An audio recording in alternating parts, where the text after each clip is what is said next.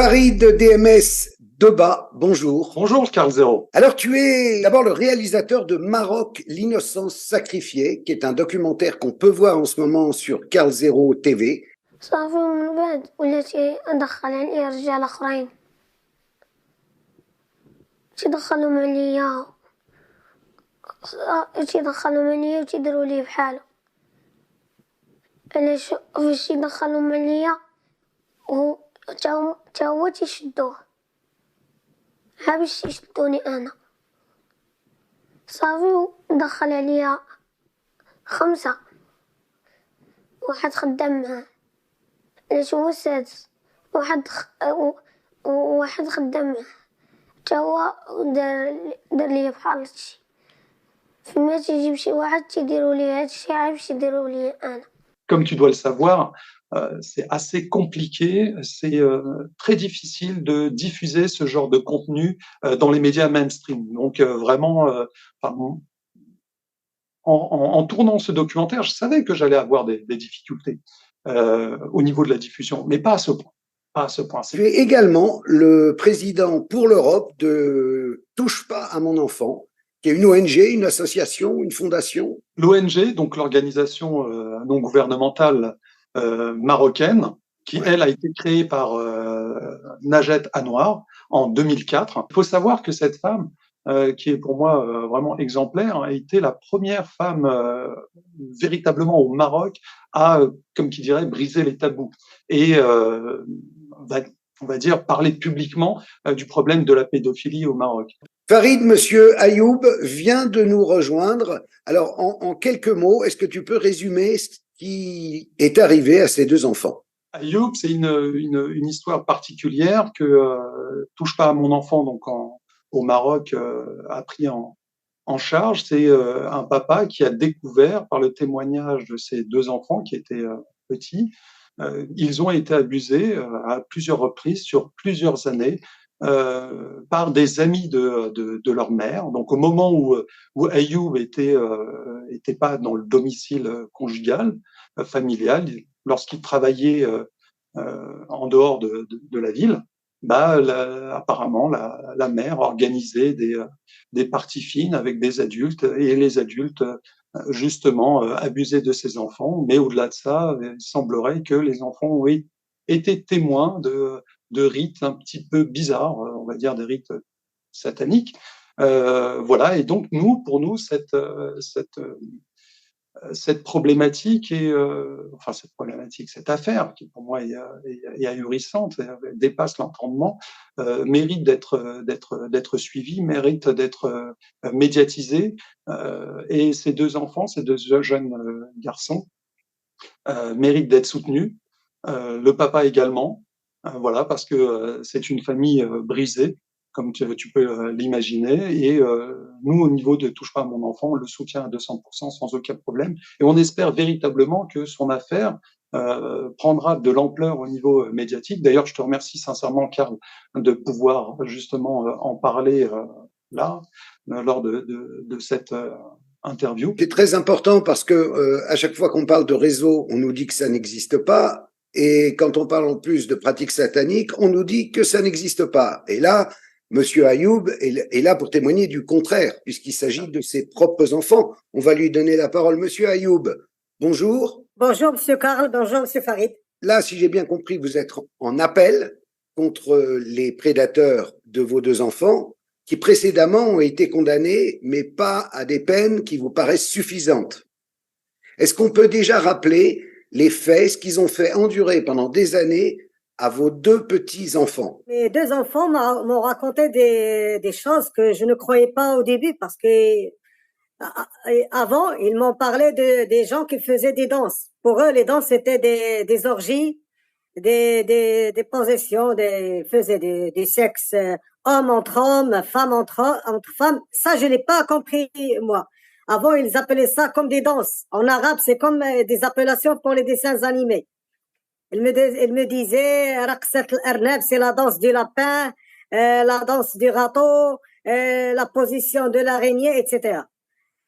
J'ai compris qu'il y avait de l'adultère, des orgies Il me parlait aussi d'opérations de trafic de drogue.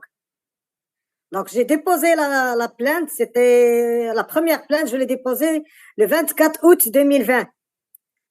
Donc, j'ai laissé mes enfants ici parce que j'habite à Nadour et les faits se sont déroulés à Tanger et aux environs. Donc, je suis retournée, Monsieur Karl, j'ai pris mon enfant qui avait à l'époque 8 ans et son petit frère qui avait 6 ans. Je lui ai demandé pourquoi vous ne m'avez pas dit tout ça au début. Il m'a dit, j'avais peur pour toi, papa, j'ai été menacé avec une arme. Donc, ça a commencé avec la menace avec une arme. Donc, j'ai décidé de ramener mon enfant chez un psychologue qui m'a confirmé que mon enfant souffrait d'angoisse et nécessitait un suivi psychologique. À partir de ce moment, à chaque fois que je ramenais les deux enfants chez la psychologue, elle me racontait des trucs bizarres. Il me disait, papa, tu sais, maman, elle mangeait des excréments. Maman, elle faisait ça, des trucs que je comprenais pas. Le jour, après 2 mois, le petit qui avait 6 ans et demi, il me dit, papa, tu vois, le monsieur, c'était un policier, il prenait son zizi, il me faisait derrière, et commençait à danser. À la fin, il a fallu pisser sur moi, son urine était très chaude. J'ai compris que c'était un abus sexuel. J'étais sur l'autoroute, j'ai failli avoir un accident, donc je me suis arrêtée. Je me suis calmée, j'ai appelé la psychologue qui m'a demandé de voir avec un pédopsychiatre. C'est les faits, l'histoire, elle commence à partir du jour où j'ai vu le pédopsychiatre. Parce que le pédopsychiatre, sur son rapport que j'ai envoyé à M. Farid, il me confirme que les enfants, ils ont été victimes d'abus sexuels pendant plusieurs mois et qu'ils étaient menacés et qu'ils avaient peur pour la vie de leur père et de leur frère. Donc, après, j'ai déposé une plainte à Tanger, mais ça, c'est une histoire. Donc, je suis un peu vos reportages. À Tanger, la personne qui était responsable de l'affaire, c'est pire. Alors, je vous donne un exemple. Il commence à poser des questions futiles et banales qui n'ont rien à voir avec les agressions sexuelles. Puis, il sort pour se laver, pour faire la prière. Et il nous dit, attendez, vous allez sortir, on a une intervention, je vais revenir. Donc, l'enfant, il ne pouvait pas répondre. Donc, il a pris quelques questions, quelques réponses. Et après, on est parti.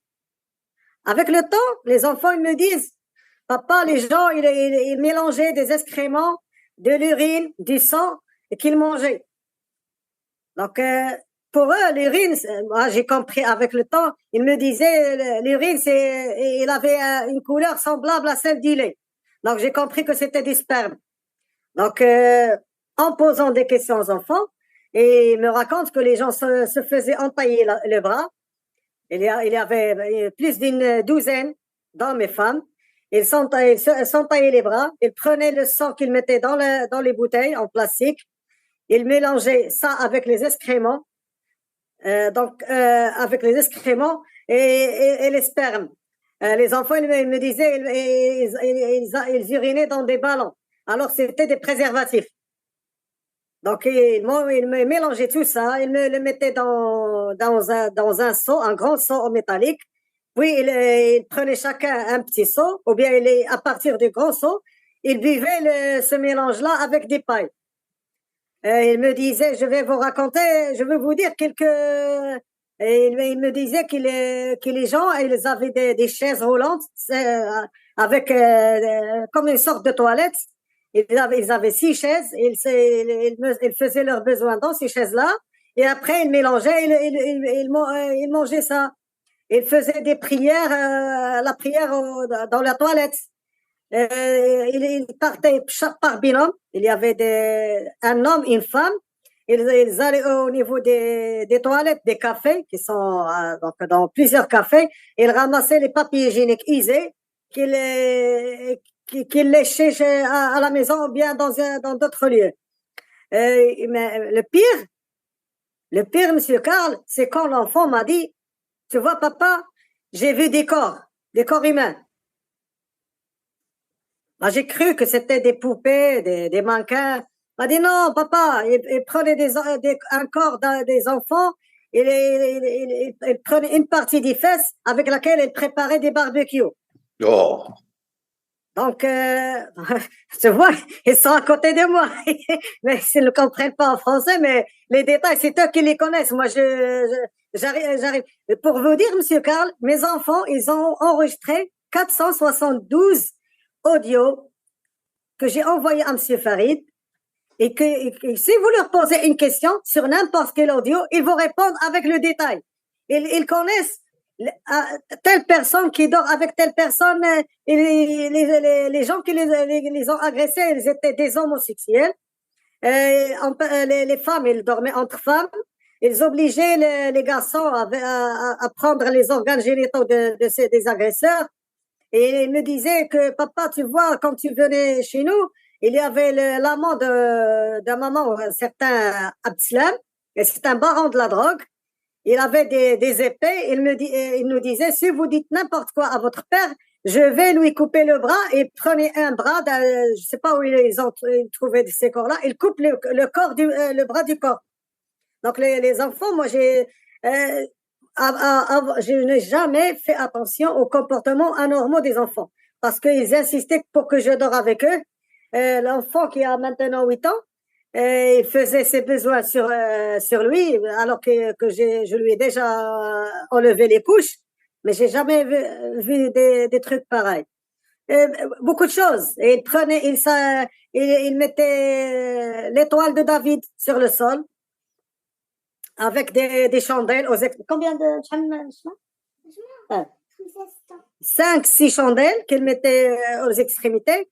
La maman qui était, je pense, la gourou, je sais pas comment il faisait ça, il s'agenouillait, il pratiquait du sexe, il faisait l'amour sur l'étoile, ou bien il se masturbait.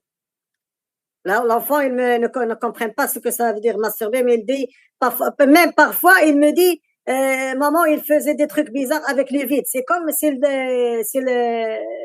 faisait l'amour avec un démon, ou bien je sais pas comment expliquer ça. C'était de la sorcellerie? À chaque fois que je dis que j'ai compris, je dis je n'ai rien compris. Et ça avance. C'était la sorcellerie et c'était pire.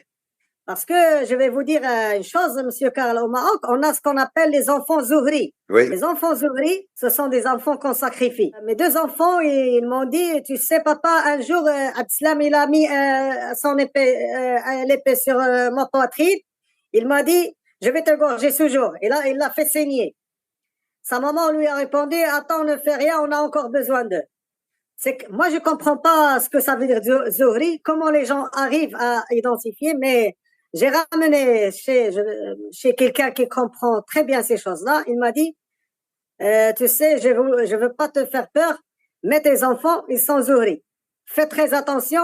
Un jour, ils vont les choper et peut-être les égorger. C'est pour ça qu'aujourd'hui, vous êtes flouté, que Ayoub, ça n'est pas votre vrai nom. Vous avez peur? Vous avez peur d'une vengeance de ces personnes-là? Bien sûr que j'ai toujours peur. J'ai peur, j'ai changé. Et ils sont venus chercher les enfants plusieurs fois. J'ai déménagé. Mon nouvelle adresse, je l'ai pas encore communiquée. J'ai pas refait mon passeport, ni celui des enfants, ni ma carte d'identité, parce que j'ai peur qu'ils trouvent mon adresse. Ça d'un point. Le deuxième point, c'est que mes enfants, maintenant, ils commencent à grandir et ne veulent pas que les gens connaissent leur vraie identité. Bien sûr. Ils comprennent ce qui leur est arrivé. Avant, pour eux, tu vois, ils étaient agressés sexuellement, ils ont vu les hommes se faire sodomiser entre eux. Les enfants, comme par nature, ils comprenaient que c'était pas bien, mais ils ne comprenaient pas ce que ça signifiait. Maintenant, ils comprennent. Et psychologiquement, comment ils sont? Psychologiquement, ils suivent avec une psychologue, ça fait presque 3 ans. À chaque fois que la psychologue me dit OK, c'est fini, mais l'enfant, celui qui a 8 ans, qui a 9 ans maintenant, il dort toujours à mes côtés. Je le mets dans son lit, dans sa chambre. À 2h, 3h, 4h du matin, il se réveille et il vient dormir avec moi. Ils ont peur du noir, ils ont vraiment peur. Et ce qui est malheureux, c'est que ces enfants-là, on leur a fait vraiment souffrir, Monsieur Karl. 2 enfants qu'on fait venir de Nador à Tanger 8 fois pour voir la police, pour approfondir les investigations. Je leur donne le nom du policier qui les a agressés et il modifie les noms. Il modifie les noms. Même j'ai identifié des agresseurs avec des photos. Et lorsqu'on part devant l'adjoint, le substitut de procureur, il nous ramène une personne qui n'a rien à voir avec la plainte. Je fais une autre plainte au niveau du parquet général à Rabat. Ils me disent, on a perdu le CD. Et lorsque je fais la plainte, ils me disent, pourquoi vous avez fait cette plainte? Non, on a ce CD. Donc, c'est une complaisance, c'est une connivence entre plusieurs personnes parce que les gens de la drogue, ils sont tellement puissants. Et surtout avec le principal suspect qui est Abdeslam, qui est en fuite, en délit de fuite. Je ne sais pas comment ils ont fait pour le laisser échapper. En principe, c'est quelqu'un agresse un enfant et que l'enfant l'identifie avec 3 ou 4 présentations devant le procureur, il doit être mis à arrêt, en garde à vue. Alors que je vous raconte la petite histoire de ce Abdeslam, il y avait un suspect que les policiers n'ont pas ramené au début. Donc, ils l'ont mis avec plusieurs personnes dans une chambre derrière des vitres. Et les enfants, on l'identifié de premier coup. Le problème, c'est qu'en arrivant au sein de la préfecture de police, le Abdeslam, ce baron de la drogue, il était avec l'officier chargé de l'affaire. Qu'est-ce qu'il faisait? Comment il a su que les enfants ont pu identifier l'agresseur? Le lendemain, il ne s'est plus présenté au tribunal. Farid, tu veux intervenir? Oui, justement, j'aimerais bien que Ayoub puisse nous parler de ces rendez-vous justement dans cette fameuse ferme, mais surtout qu'il puisse décrire, enfin, les enfants qui lui ont raconté les faits dans cette fameuse ferme, et surtout les gens qui fréquentaient cette ferme-là.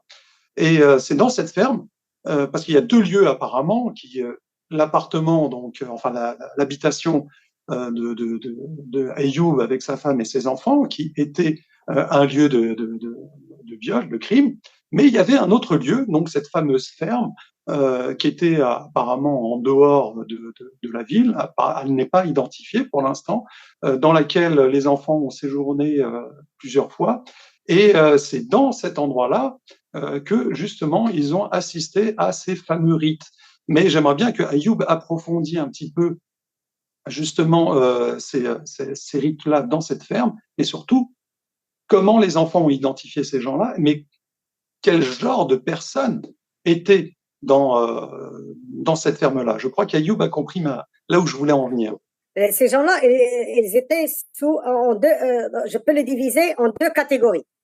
Il y avait les gens qui étaient généralement chez moi, donc ceux qui faisaient des rites sataniques avec des excréments, des orgies, etc.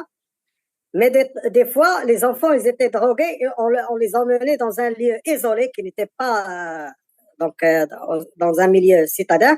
Donc, ils étaient à l'extérieur de la ville. Donc, dans cette ferme, les enfants, ils ont donné les détails de la ferme.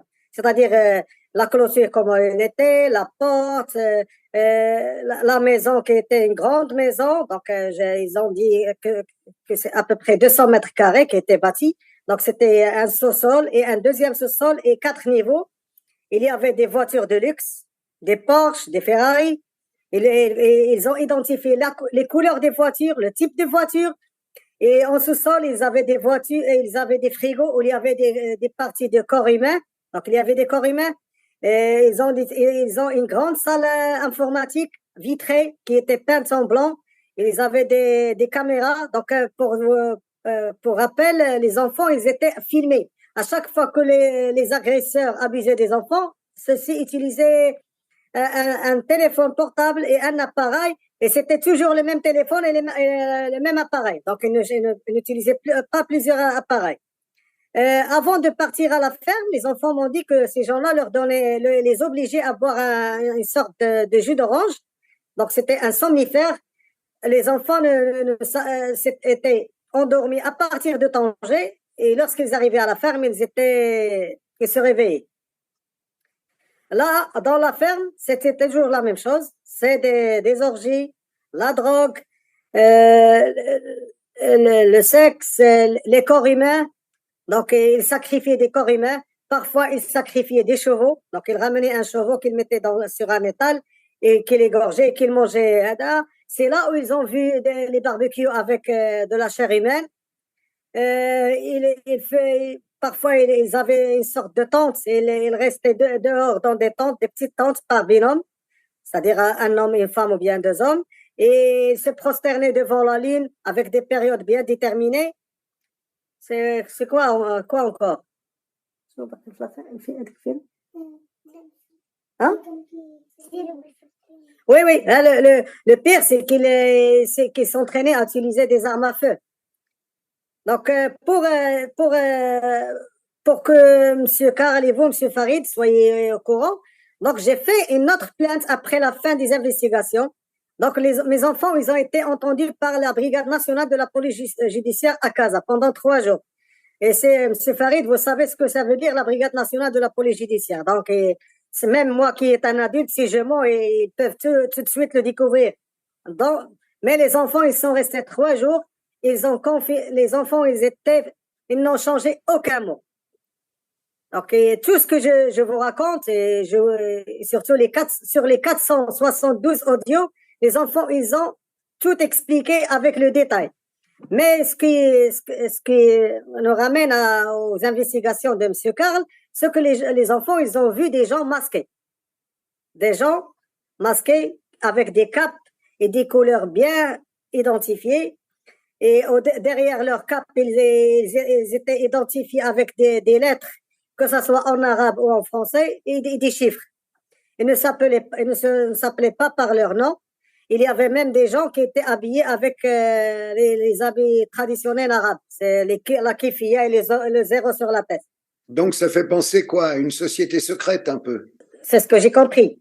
Les enfants, ils ont été témoins que ces gens-là, ils se réunissaient dans un coin isolé, je ne sais pas dans quelle région, parce qu'ils ne savaient pas où ils étaient. Il y avait une sorte de minibus qui prenait ces gens-là et qui les faisait venir dans cette ferme. Le chauffeur de minibus, c'était le fameux Abslam, qui est toujours en fuite. Et ils étaient combien en tout? Entre 30 et 50 personnes. Ah oui. Un autre détail, c'est qu'ils étaient tous des hommes. Il n'y avait pas de femmes avec eux. Pour ce qui est de pas ces 50 personnes, mais pour ce qui est des personnes au départ, ils ont été condamnés, non? 4 des personnes ont été condamnées. Les autres, le juge d'instruction, il a libéré le policier. Alors que c'était le principal accusé. Il a libéré le mari de la grand-mère des enfants parce qu'il a abusé de psy. Ils n'ont pas fait appel à d'autres suspects qu'on a identifiés. Les gens, ils ont nié au début, ils ont nié qu'ils se connaissaient entre eux. Ils ont dit qu'aucun ne connaissait l'autre. Il y avait un témoin, une femme, qui a témoigné que ces gens-là se connaissaient entre eux et qu'il y avait une relation entre eux. Là, ce témoin-là, il est mort juste après avoir mis un bébé au monde. C'était le 17 février 2022. Mais je doute fort que cette femme-là soit tuée parce que sa mère, elle a voulu avoir le rapport d'autopsie de médecin à Tanger. On ne lui a rien donné. Et ça reste un point d'interrogation. Est-ce qu'elle a été tuée? Est-ce qu'elle est morte naturellement? Personne n'a cherché à savoir. Aujourd'hui, vous faites appel? Oui, je fais appel. Toujours contre ces personnes-là ou vous voulez qu'on entende à nouveau le policier et tous les autres? Chaque fois, on reporte parce que le policier ne vient pas au tribunal. Mais la partie adverse, il essaie d'embrouiller l'affaire. Et de me dire que ça, c'est suffisant, on a 11 ou 12 personnes, pourquoi faire venir le policier? Autre point, M. Karl, c'est que le juge d'instruction, moi j'ai déposé plainte contre 15 personnes, il a pris 6 ou 8 des personnes que j'ai accusées d'avoir abusé ou bien assisté aux abus contre mes enfants, et les a fait comme témoins. J'ai jamais vu un accusé devenir témoin. Ça veut dire qu'il y a une forme de laxisme et de protection au sein de la justice, comme on le voit d'ailleurs également en France. Le pire, ils nous ont appelé le 5 avril 2021 pour que les enfants puissent identifier les agresseurs et les confronter. Donc, ils ont confronté leur mère, leur grand-mère, la bande qui faisait partie de la bande, le baron de la drogue, et une autre personne, c'est un entrepreneur qui aussi faisait partie qui a agressé mes 2 enfants. La loi marocaine stipule que lorsque vous confrontez ces gens-là au niveau de la police judiciaire, le lendemain, on vous présente chez le procureur. Alors moi, on a été présenté le 5 avril. J'ai attendu avril, mai, juin, juillet, jusqu'à soit parti au tribunal de Tanger. Le mois de novembre, ils m'ont dit non, on attend de trouver un certain Rachid Moutlamat. Si vous voulez qu'on les diffère, on va les différer le mois 11. C'est une sorte de laxisme que j'ai jamais vu ni lu ni entendu ailleurs. Ça reflète bien un petit peu ce que j'avais dit au départ, c'est-à-dire que les lois existent, mais ensuite c'est le bon vouloir des gens qui investiguent et puis ensuite qui jugent derrière, qui posent problème.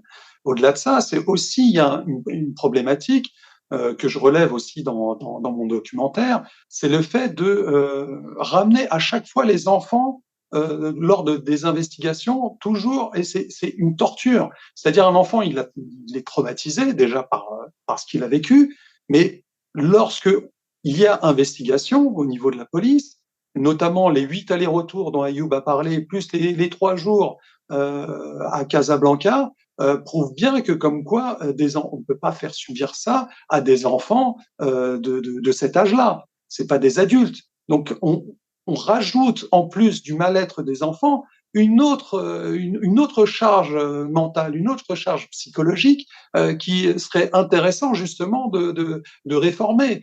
Pourquoi pas enregistrer les témoignages des enfants et faire circuler ce témoignage.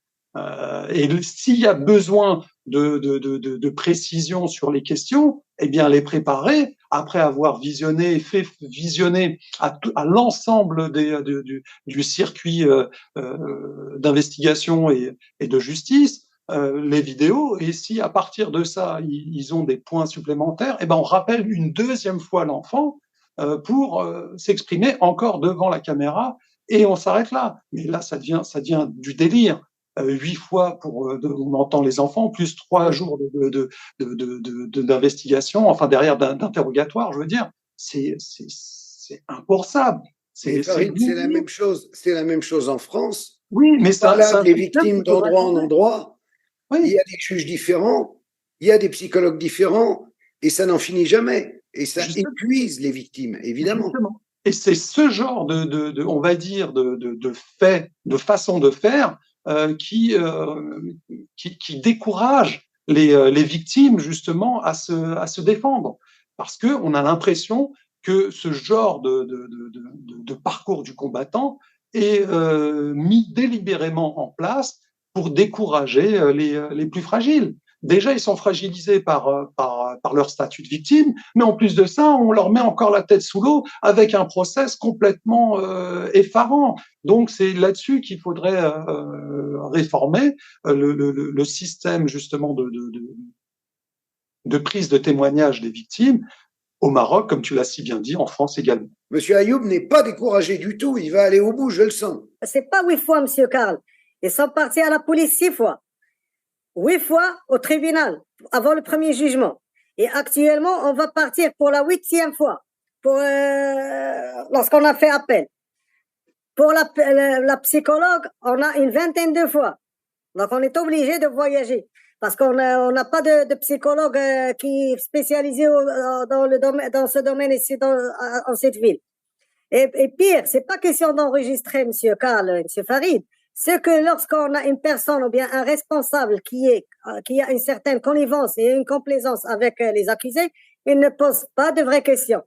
Tu sais, l'enfant, il lui dit, j'ai été abusé, il donne le détail du zizi des mecs qui les ont abusés, il lui dit, qui a fait, lorsque ce monsieur était en train de t'agresser, qui fermait la porte?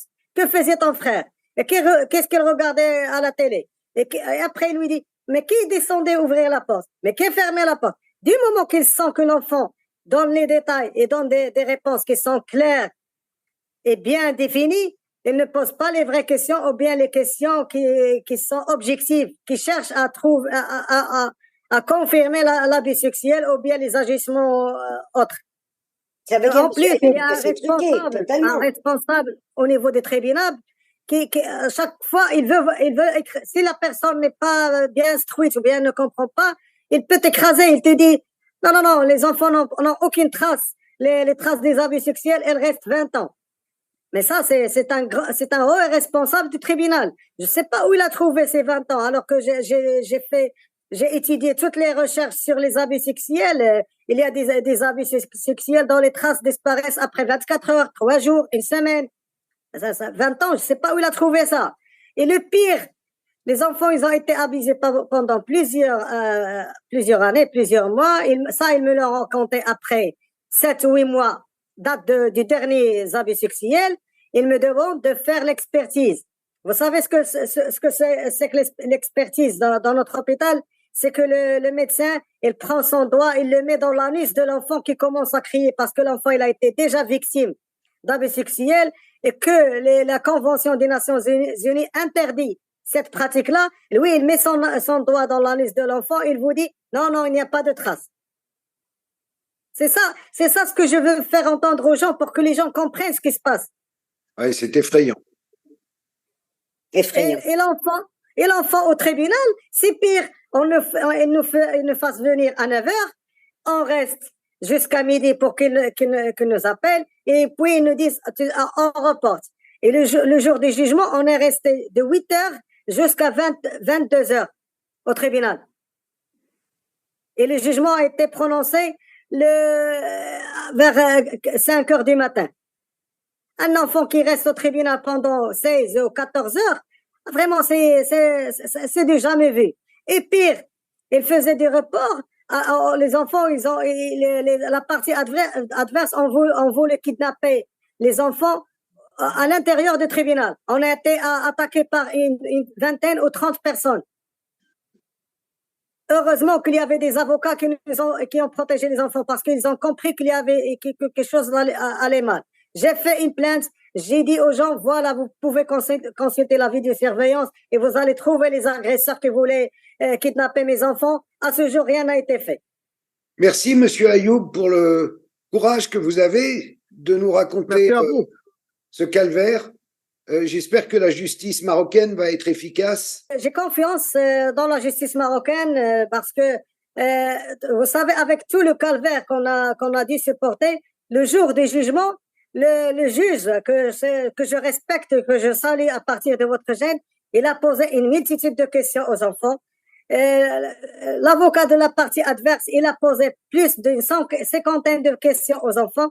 Ils ont répondu clairement et avec le détail près, sans aucune faute. Ça, j'espère que tous les juges sont pareils à celui qui a prononcé le jugement. Même si c'est pareil que le jugement était insuffisant, mais c'est pas de sa faute, c'est pas là pour le défendre, mais c'est la faute aux gens qui ont fait les investigations, les recherches depuis le début. Farid, le mot de la fin? Oui, déjà, le mot de la fin sera évidemment pour ces deux petits anges que je salue, que j'embrasse. De tout mon cœur, ils ont mon soutien. Il faut pas les oublier, il faut les soutenir. J'espère qu'à travers ce témoignage sur ta chaîne, Karl, il y aura un élan de soutien pour Ayoub et pour ces deux petits anges, parce que sincèrement, à travers ce témoignage, il y a une multitude malheureusement d'autres affaires qui restent dans l'ombre. Mais bon, on peut pas me faire la lumière sur toutes ces affaires.